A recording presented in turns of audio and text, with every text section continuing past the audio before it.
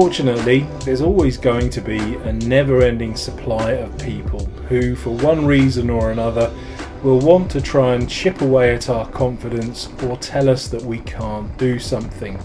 And when they do, we have a choice. We can either pucker up and bend over, or we can prove them wrong.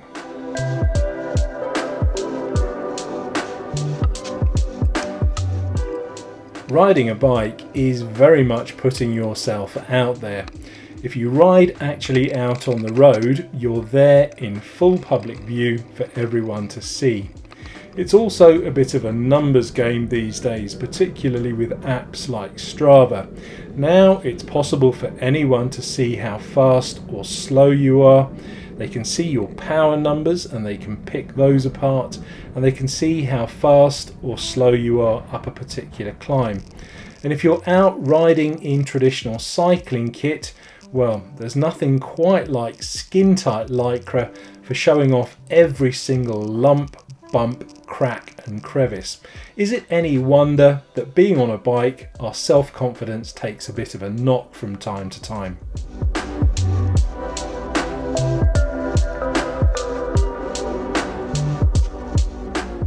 But let's get things in perspective here.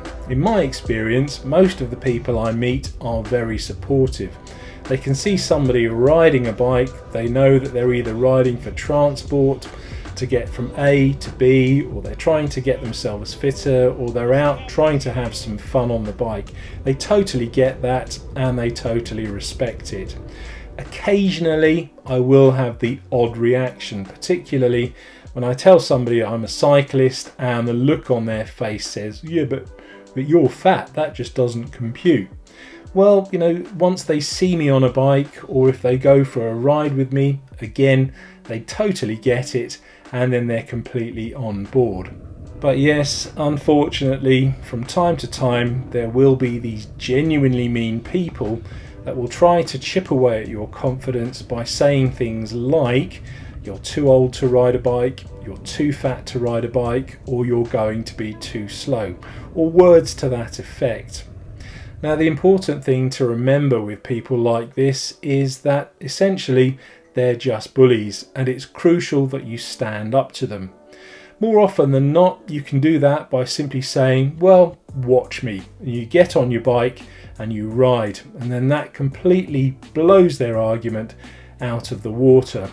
It's not only important that you do this to prove them wrong, but it's also to prove to yourself that their negative comments have no basis in fact. More often than not though, it's not other people, but it's the little inner voices that we all have in our heads that can be our worst critics.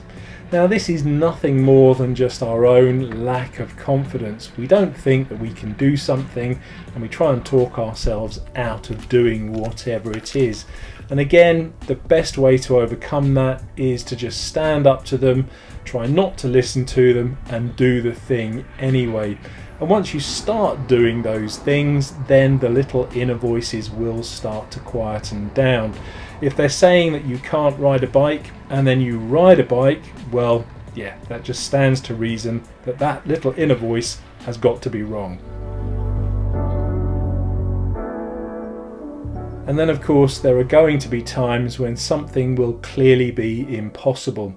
So for instance, for me, I know that I will never ever be able to ride a 10-mile time trial in less than 20 minutes. It's just never going to happen. But does that mean that I shouldn't try?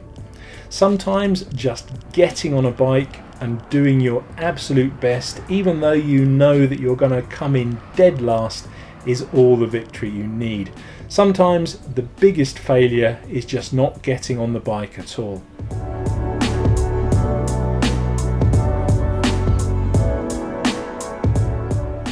More often than not, we are our own worst enemies. We can talk ourselves out of doing something that's good for us because we're not brave enough, or we can stop doing something that we enjoy because we lack a bit of self-confidence. If only we can switch off the little inner voices and stop listening to other people, our cycling will be so much better and our lives so much richer. Thanks for watching.